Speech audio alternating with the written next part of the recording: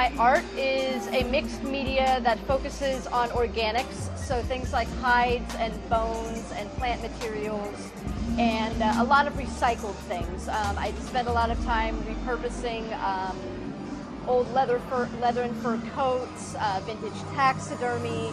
I buy a lot of broken jewelry and I reuse the beads from that.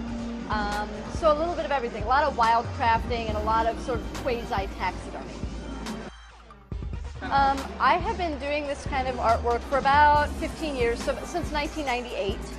I got into it, I used to do beadwork, like loomed beadwork, and I needed more beads, and the local craft store wasn't helping out, so I found another little shop nearby that not only had a really nice variety of beads, but they also catered to the Native American powwow circuit.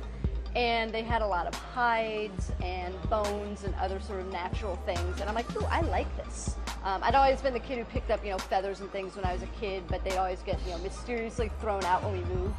So this is my first chance to really get my own materials and start working with them. So I started out with really small things and really worked. Now I'm doing, full costumes and musical instruments and really elaborate things. So it's been a really good journey for that.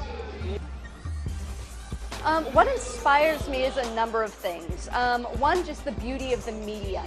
I've always been very much a nature's child. I spent a lot of time outdoors when I was a kid. I still spend as much time outdoors as I can.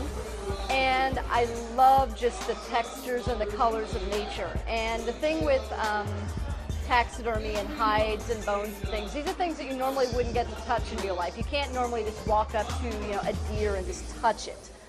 Whereas if I have a deer hide, I can show people a little bit of what that feels like. And especially because so much of that's repurposed, I'm taking something that maybe somebody had as a trophy and turning it into something that is more sacred. I do a lot of ceremonial tools, a lot of ritual costumery. I'm very much an animist, a spirit person. So a lot of that is also honoring the remains of these animals.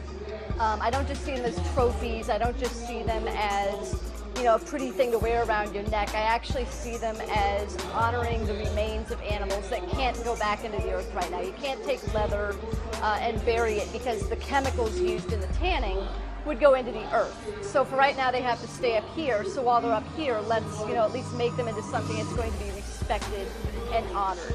And a third part of that is I've always donated part of the money that I've made to groups like Defenders of Wildlife, Wolf Haven, and a bunch of other environmental and wildlife groups. It's a way to kind of give back for what I'm doing.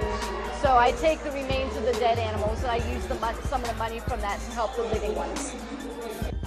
My name is LUPA and I'm a raw artist.